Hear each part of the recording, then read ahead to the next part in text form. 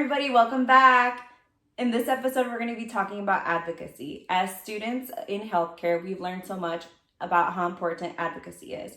And today we're going to share some tips on, what you can do to advocate for yourself or for your loved ones in healthcare. Yes, as a patient. So let's get into Let's it. go. All right, so who's going to start it? So I think advocating for yourself is like really key, is really important, because sometimes if I've seen it with patients that like they're too shy or not very secure of themselves and their knowledge, so they're afraid to say something to the doctor because, for example, in the Latino community, doctors are like, very top tier. Yeah, top tier. Yeah, they whatever they say goes. But sometimes it's good to question them. Sometimes it's good to like ask questions about my diagnosis. Do you think I should do this? Do you think I should do that? Like, why do you think this is happening to me? It's always good to educate yourself about your disease. That way you know how to go about it, like in the future for something else. So I feel like advocating for yourself is really important when it comes to like healthcare. I agree. I feel like you said, a lot of people will see like a physician or their provider and think that that's what they have to do, but you're right, it is very important to ask, because at the end of the day, nobody knows you like you. And so providers are there to educate you and guide you, but ultimately it's your decision. And I think with the guidance of a provider, you're able to make that decision. But if you're not asking the questions that you need to ask, if you're not kind of like I don't want to say challenging them, but giving them info about you and who you are, and really just advocating for yourself, I don't think you're going to get that like super, I think, that care that is very like personal to you. Yeah. If I had to describe it.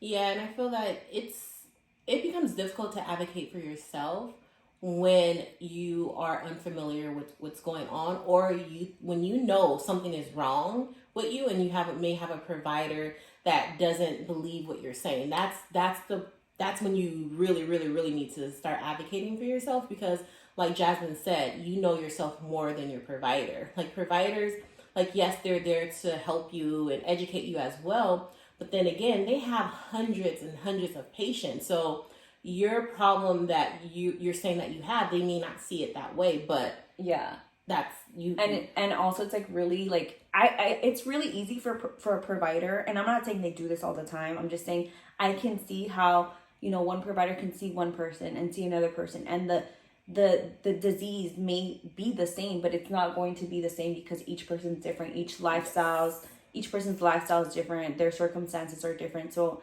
I think that's where advocacy really needs to come into play. Yeah.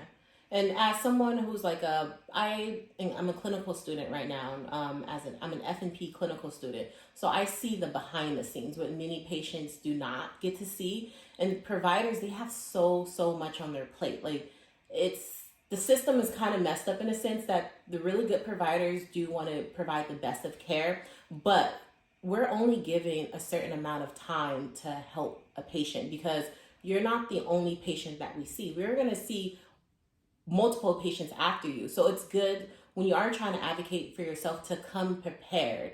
Mm-hmm. If that's maybe writing down, like doing your own research, what they said, and come into the clinic with questions already, because we're on a time. We don't we're like, we got 30 minutes per patient at that. Yeah, like that's being genuine with time. And you bring a funny story, because I have a family friend who works in healthcare, and they are in charge of like helping set up the appointments and stuff and things like that. And she talks to patients often, but she's very thorough. She likes to make sure that patients know like how the procedure is, what's involving, and all of that. And management got onto her because they were like, you're taking too much time with your patients. Like you need to spend less time with your patients. And she's like, I was just trying to be thorough and make sure that they had everything they needed. And so like, unfortunately, like a lot of companies and businesses, like healthcare, it's about numbers and money, unfortunately. And so the way to combat that is, to advocate for yourself, because a lot of times the physicians can want to help you, but they are also being pushed to, see as many patients as they can. And so a lot of times things happen where things slip under, like, they, Yeah. what's the word I'm trying to say? Like, Fall through the cracks. Fall through the cracks. Yeah. Things fall through the cracks, and things, Easily. they miss things, and this happens. It happens often, and so you just want to make sure that you're advocating for yourself and so you can get the best care. Yeah, because we're on a time limit. Like, for a clinical student, who my instructor, she's very, very strict on time. Mm-hmm. Like, if the patient's appointment is at 9, she wants us in the room at 9 a.m. because if not, like, if the patient's not room by 9, or if the patient's coming with, one thing I've noticed as a clinical student, on FOW, they'll have like, oh, the patient's coming in for leg pain.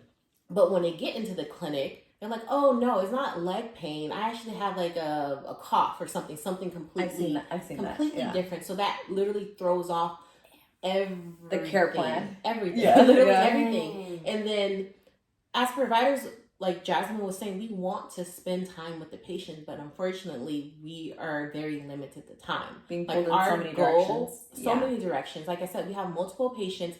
We have to chart each patient, and time flies. Time very flies. So coming into one thing that you can also do before your appointment, they have My Chart now. So if you're not, I don't know where you're from, but I know in California we have My Chart, and I don't know where else that is, but it's a software. You go online, you can literally chat with your doctors or any like providers, and you can tell them ahead of time, like, I'm coming to the clinic for this. I have questions on X, Y, and Z. List out your questions. So when that kind of helps providers out as well, because then we'll know, they're coming in for this. And we'll know how to properly prepare for that. And really quick, I just want to hit something there. You mentioned like going on My Chart and stuff. And I know a lot of people may not be computer literate. Sadly, yeah. And I know some places that they have like people who volunteer where you can call and they can guide you through the process to learn how to navigate through the portals and things like that. So just even asking like, hey, I don't really know how to use the computer much. I know you guys have, software. Is there anyone who can help me or, how to navigate that or teach me how to use the software so that I'm able to communicate better with my provider? Yeah. Mm-hmm. Yeah, another tip that I will give is probably bring someone with you. Yeah. Which in my personal life is always been, I'm the one always going with my parents because I was the one who still only knows the language. And they understand most of the things, but they can't speak it. So, and then since I'm very like, I wouldn't say like outspoken, like, and then sometimes they also forget, my parents forget. So I'm the one who always has, like Linda suggested, I have the notes. I'm like, okay, so what are your symptoms? Boom, boom, boom, boom. Okay, so then I looked at my phone and then I literally like tell the doctor, because let's say my mom has like, I don't know, shoulder pain. But she told me the day before that she also had like stomach pain. But then she forgets about the stomach pain. And then since time is so limited, then I'm like, no, wait, remember, you also have a stomach pain and you've been having the symptoms. And she's like, oh yeah, that's right. That happens so much. I'm not gonna lie, even as a patient, I forget sometimes. As a provider, I literally asked you that a second ago. You said no. Now you're saying yes. Yes. So that's why I always, and even right now with like my boyfriend going through like a medical procedure, I kid you not, I have on notes all the questions that I'm gonna ask the provider. And then when we were talking about the dynamic of how we're gonna go, because I have Tiago, so like he's like, should I go by myself? And I'm like, no, I'm gonna go in with you because you forget stuff. And we're paying for this appointment. We need to get everything that we can out of it. So Tiago's gonna stay with a family member while me and you go into this appointment because it's important. Yes. And we just need to ask all the right questions. Yeah. That way we don't forget. Yeah, and use your time efficiently. Effectively, yes. Yeah. So that's why I would recommend that if you are probably like a shy person and you don't like to speak or you don't know the language, bring somebody that could come with you and speak for you and advocate for you. Especially sometimes when it's like ER visits, because sometimes you think you're going for something minor and it turns out to be something big to the point that you can't even advocate for yourself, like giving birth. Like for me as a mom, I trained Carlos. I was like, you need to, if I can't speak, this is what I want you to say and this is what I want done. Mm-hmm. Yeah. So, and then there was a point that I couldn't speak because I was in so much pain, and I didn't have no, like, I didn't have my epidural, and contractions were hitting hard. And then, until, like, I kind of looked at him, and then he knew, like, this is the time where I need to step up. Yeah. And he did. And he communicated my needs to the doctors and the nurses and everybody else. And so it's always good to have that, like, in place before you go to, like, an ER visit. Because you never know. Like, you might think it's something little, but God forbid, something big that you might be impaired to communicate with your provider. So you want to bring somebody that knows what you want and how you want things done. That could help you. Yes, and to add on to that, never downplay your symptoms. Because I know that's another thing that's the patient may come into the clinic and will ask questions like, "Oh, are you experiencing chest pain or shortness of breath?" I'm like, "No," or just maybe a little bit. No, like if something's going on with you, let us know, because that's the only way we can properly help you. Because you're saying you're not experiencing this, or it's very little, we're gonna see it as very little. Yeah. So never downplay your symptoms. I agree, because then it makes it really hard for a provider to be able to gather the information. Like, if you feel it, you feel it, and there's nothing wrong with that. That just allows us to make a better diagnosis or a better care plan. Another thing that I was reading to, and I thought was really good advice, was to trust the process. And I really like this one because I was reading, and, like, you know, you'll get a bunch of random questions, and they may seem random, but this is where differential diagnosis comes into play, where they're trying to rule out certain things. And so a lot of times I can understand how this can be frustrating, but if you trust the process, I think you can understand that your provider is trying to gather the pieces and put something together and get to where, you know, get to where you're feeling or what you're feeling. Yes, and to add on to that, you'll have some providers that will literally just ignore the stuff that you're saying. Like, you'll say, "I'm coming in for like a chest pain." Like, "Oh no, you just may have like heartburn or something." Yeah. Yes. And if you feel like it's more than that, ask for your differential diagnosis, because as a provider, we have to have a list of differential diagnosis. And so he's like, "Oh, okay, you're saying it's heartburn, but like, what are the differential diagnoses?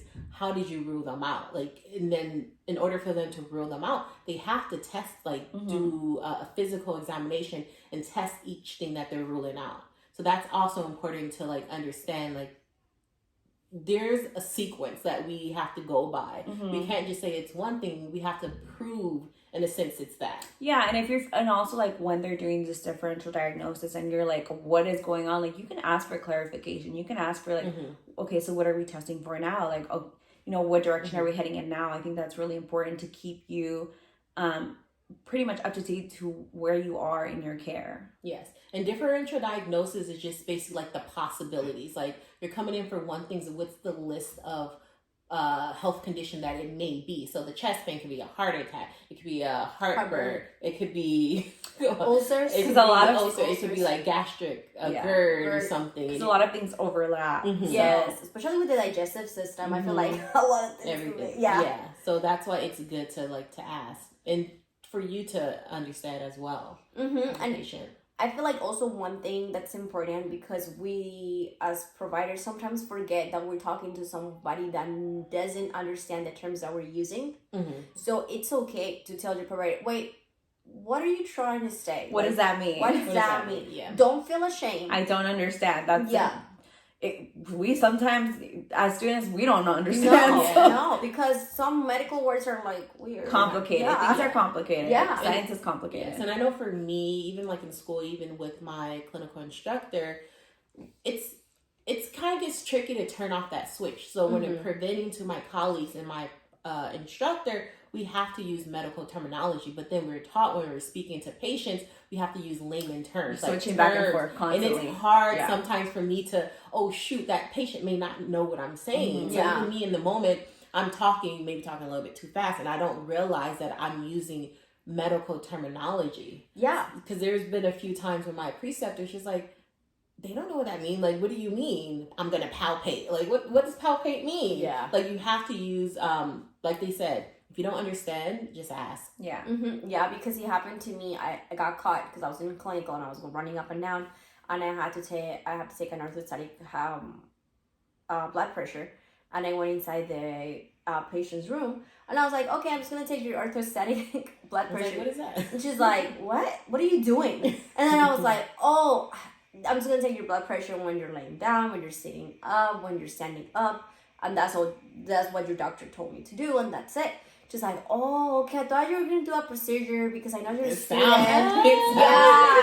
She's like, I don't trust you. Yeah. You're not there yet. When you increase their blood pressure, just Yeah. They're like, I'll be back. I'm gonna give you 5 minutes. Yeah, so I'm like, oh, so yeah, it's always good to just slow things down when you feel like, also when it's overwhelming, because sometimes when you go for like a checkup, it could be something serious, and then as providers, we just tend to like boom, boom, boom, boom, boom, like just throw all these things at you. It's okay to be like, you know what? Give me 5 minutes. Like, it's a lot. It's overwhelming. Can we like slow it down and explain this to me step by step? Yeah. And it's okay to ask again. Like, I remember I had a patient who told me that I don't remember what she was going in for, but the doctor explained everything to her, and she's like, I still didn't get it. And I asked again. I'm like, as you should. I was like, as you should. That's your health. Like, there's nothing wrong with that. Asking for them to repeat it again, there's nothing wrong with that. It's definitely nothing wrong with it. Because I've been on the other side. I've been on both sides, as a provider and as a patient. And I know a couple of episodes back in the depression therapy episode, like I mentioned that when I got on, like, and first time I was super depressed, was placed on antidepressants by my provider, never was followed up. Like, I literally fell through the cracks. And then once I kind of got a little better, or just had more time to like advocate for myself, I called the lady, and I basically told her, like, this is not how it's supposed to be, because I came from a place of understanding, because I am a provider in a sense, so I knew the treatment that I was getting was not okay and it was not accurate. Because if I say I'm depression, my depression score is an 18. You place me on antidepressants and never followed up on me. That's a lawsuit. Like, and like, if something were to happen that could have gone wrong, like, thank God, like, it didn't. But I literally told her, like, I can't imagine if I was someone who didn't understand my rights and just understand like the type of care I was supposed to be getting, and I have to advocate for myself. Yeah. As a provider, someone who just, in a sense, understands. Like, that's I can't imagine being someone who doesn't understand. Same. Yeah. I think this similarly. I mean, I've brought this up before, but like, even when I went for my care, I went and I knew something was wrong with me. Like, I just knew it, and I went to my provider and I was like, something's wrong with me. Like, I'm like, I have my anxiety is through the roof. And I was like, I have depression. And then he was like, you're in pre-med, right? And I was like, they blamed you. And I was like, yes. And he's like, that's what it is. And I was like, no. That's not what it is. It's been like this for longer. I was like, I need help. I was like, I had to say, I need help. Like, he was trying to say that it was normal for what I was experiencing in my life, but that's not true. That happens a lot, and that's the reason why you have to speak up for yourself. If you feel like something is not right, and they're saying like, oh no, it's because of you're just stressed because you're a pre-med student. Because I got that so many times, like, oh, you're in the master's program to be a nurse practitioner. Of course you're stressed. Of course you're feeling this and that. Some of it could be true, but then again, they need to actually test it. And that's another thing I learned in healthcare is like, yes, they're right. If you're a student, they'll write it off like, oh, you're stressed. Or you're stressed with work. Another thing, if you're overweight, you're coming in for a problem, they'll blame everything on your weight. Yes. The first thing, they're like, it's because of their weight. We'll jump to the weight. And we'll look at you. I haven't even been taught this as a clinical student. Something's going on, we'll look at your BMI. And it's like, oh, that's probably the possibility, the reason why. We don't leave it just there, but a lot of the times we do point to the weight. And again, you know your body best. Like, I knew my body best, right? There, right then and there. Like, I was like, yes, you're right. I am stressed because of school, but also, like, I was like, it's beyond that. It's not just when I'm in school. Like, I noticed it when I wasn't in school. It was still very heightened. And so that's where I knew I had to advocate for myself and ask for a psychiatrist, and I wanted, a referral to go see a therapist because I knew I was not okay. Yeah. And then I feel like it's also good to ask for a second opinion, because I'm so sorry. Sometimes you have like these old school providers that they just, if they say it's BMI, and then that's it, and that's what you're gonna get, and then maybe it was something else, and now you're just getting worse, and then you're just gonna be like, well, he's a doctor, I'm just gonna do what he says. But if you go and ask for a second opinion, that second person could be like, maybe it's this other thing that it might be happening to you. And then, so don't be afraid to ask for a second opinion. Yeah, I would agree. I feel like it never hurts to have more than one person look at you. They could be seeing something you're not seeing. You could not have that rapport that you have with that first provider. You can have a better like relationship with your second provider where you're able to be heard more and you're able to actually be open and actually, give them really what's going on in your life. And then also like they're able to come to a better diagnosis for you or something that's actually going on. So I think a second opinion's a really good idea. Yeah, and don't feel bad about asking for a second opinion. Don't feel bad about questioning your doctor, because that shows that you are interested in your health. Like, don't be someone in the sense that will just, that goes with the flow. You have to be also invested in your own health and understand what's going on with yourself. You have to do that research. Yeah, at the end of the day, like health and the body is super complex. So, you're going to have to make difficult decisions, whether that's getting a second opinion or doing something different, you know? And it's, I forgot what I was going to say, because I was going to continue talking and you cut me off. I was like, oh no. I lost my train of thought. Let me see. Also, like practicing what you're going to say also helps. Oh, yeah. Like just practice like, okay, well, I'm going to this, I don't know, pep smear.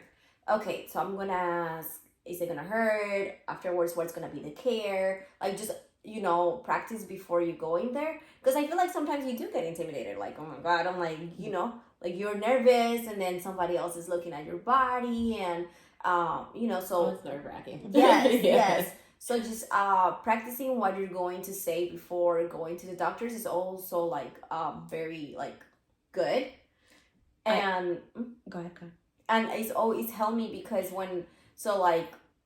as I grew up, like obviously my mom would come with me to the doctors, but as I grew up I started going by myself, and then that's when I was like, oh my God, now I have to be the one asking the questions. Now I have to be the one like, where do I get the medications? What kind of medications are you giving me? What are the side effects? And those are questions that I ask for my son. And when I go to the pharmacy, I always ask, because they always have side effects. And they look at me crazy. Like when Diego had for his first time, because he's a baby, so it's always like his first time getting medications. So, and I feel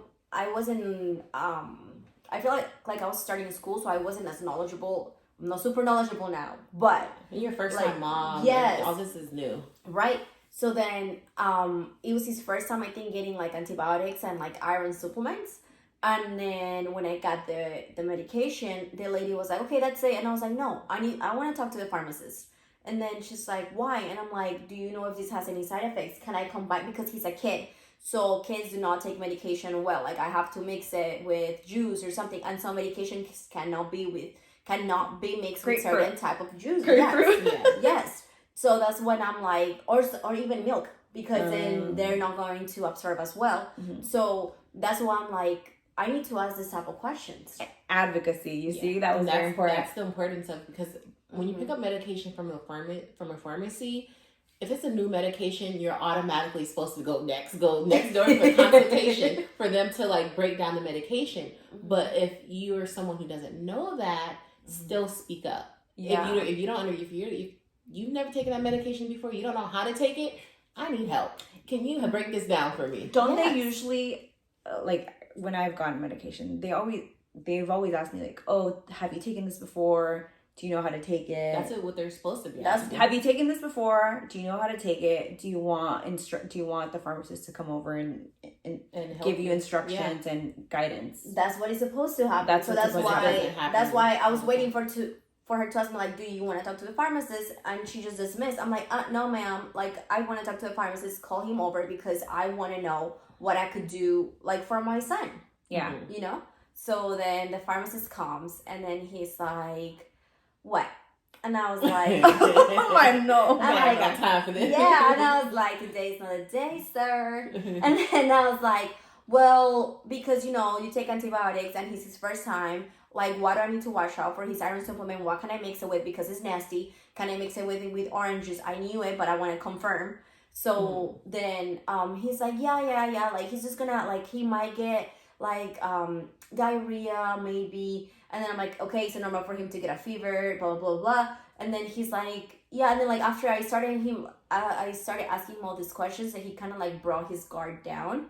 Yeah. And then I'm like, okay. So I always feel like asking questions is always the right way to go. And asking questions without attacking Yeah. as well, because as a person in healthcare, we do, as providers, we do get a lot of just the way sometimes patients would talk. Right. You automatically have your guard up. It's like, oh, this patient is going to start yelling at me and say what I should be doing, what I should not be doing, da da da da. So just like come with, just present your questions like Properly. Yeah, like it's just respectful. Yeah, like just to have a conversation, because sometimes I've also have patients that I've seen that are like, well, in Google it said that I have this and this and this. Are you sure? Well, ma'am, like, let me explain to you what I think is this and that. Like, because internet and doing research is a good thing, but it's also a bad thing. Because sometimes, like as we know, because we're in school, we have to look at like credible sources. Yeah. Up to date. Yeah. Hypocrisy. Yes. Like lexicon is also good. So like you have to look at like sources that are credible, because sometimes it's older, like Wikipedia.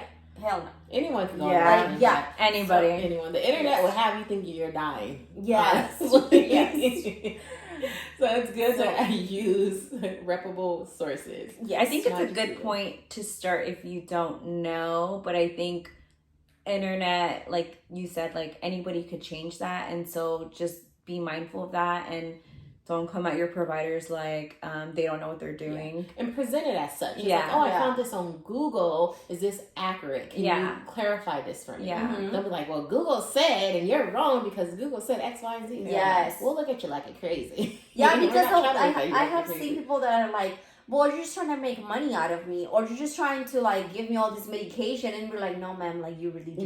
You really Like this medication, and then that's what is also something that I like about nursing, is that every time I was going to go give out meds, I had to tell the patient what the medication that I was giving them was for. Mhm. So it's like in a way to also educate the patient, like, no, this medication is for your blood pressure. This other medication is for your cholesterol levels. This is diuretic. So why are you having diuretic? Because you're holding up fluids. So you need to pee them out. So it's always like asking the questions and just understand that we come from a place of knowledge and not of like trying to hurt you no one. and just give you medicine. Yes. And that's another thing in healthcare. We're prescribing you medication for a reason. Reason. We're trying Yeah. to save your life. Because I don't know how many patients that I've seen where they're saying, I don't need this medication. I was like, ma'am, Mhm. your blood pressure is 180 over 90. You need this blood pressure medication. Right, Yes. right. Because that's what I have family members that come with their blood work, and I looked at it and I'm like, please tell me you're taking the medication.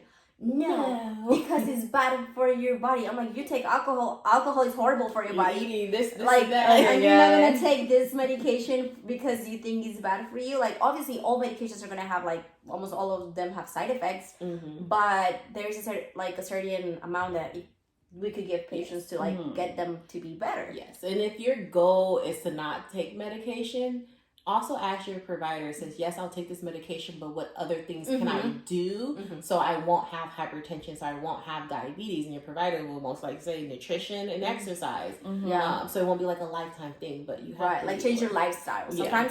Sometimes even lifestyle just does it to the point that the patient doesn't have to take their medication. Yes, I've So, seen that happen a that's lot. the goal. Where Yes. people, I've seen that a lot. Like even with family members, where like, they were at the point of they were diagnosed with diabetes and they changed their lifestyle and they were to flip it around where they didn't need to worry about their diabetes anymore and things like that. So just asking questions like, why do I need this? Am I gonna need this? How long am I gonna need this for? What can I do to make changes where I don't have to take this medication anymore? Yes. I think it's really important Yes. because I'm like that. I don't like to take medication either unless I really need it. I get that. I completely get that. I don't like medication if I don't need it. But also we need to make the changes so that we don't need that medication. Yeah. And then just to go back on what was already said, like, because I know we said do your own research, like educate yourself. But for some people, it's hard to do that. Like for some people, they don't understand, because like I've had patients, they don't understand what they're reading, what they're seeing. They just don't understand. So even if you're someone, if it's hard for you to like educate yourself in a sense, just come with questions. Just say, I don't understand. Like, can you explain this? Can you break it down? Can you break this down? Like, I don't understand this disease. I don't understand this medication. Because it's complex. It's complex. Yeah. Even as a student. Yeah, like body systems and organ systems are connected. How does this affect my liver? How does this affect my kidneys? How does it affect my heart? Like, it's complicated, and I don't think providers expect you to get it like the first time. It's complicated. So we don't expect you to get it first time. It took us a lot of times to get it ourselves and to understand as students ourselves. So again, if you have to ask multiple times, I don't think anyone's going to look at you crazy, because we had to study that multiple times to understand. So as a student, still studying. Yes. And I think it's also important to listen to your doctor. So because if you don't feel good and they're telling you need to make these changes, but you don't make them, you're gonna come back again for the same problem, thing, but worse. Yes. No results, no different results, worse. And that's another thing, because I know we're like kind of going everywhere, but it all makes sense. I'm hoping it makes sense, because we're saying like to advocate, question your doctor when needed. But that's, again, question your doctor when you're following the plan that your doctor gave you and it's still not working. Say something, but don't be someone your doctor's literally laying out everything that you need to do and you don't follow anything at all. And I was actually gonna say too, like, okay, do follow-ups, like schedule your follow-up appointments, and if things aren't working, like, let them know. Sometimes it's not necessarily one care plan that's going to make the difference. You might have to try something different. And you're supposed to have a follow-up. If you have a really, really good doctor or provider, because with my preceptor, she really cares and loves her patients. That's one thing. Every 2 weeks, she wants her patients in the clinic. For me, I was like, do we have to see them in 2 weeks? He's like, no, I want them in. I want them in here. Even if you have to double book, there's some providers that would do that. So you're supposed to have that follow-up appointment. If you're not scheduled for a follow-up appointment, schedule it yourself. Call. It's like, I've been following the plan. I want labs done. I want to check this and that, because like we said, you can fall through the cracks easily. Yeah. I think, any more tips? I think those are all the tips that I want everybody to like. If we learn more stuff along the way, we will update the listeners, because we're still students, we're still learning as we go as well. But this is just some things that we've seen as being students, and also helping family members, or even like having to advocate for yourself. So thank you so much. Thank you. Until next time. Bye. Thanks for listening to this episode of PD3 with your hosts Linda, Jasmine, and Kathy. Make sure you like, comment, and subscribe at a potent dose of 3 so that you never miss an episode and your weekly dose.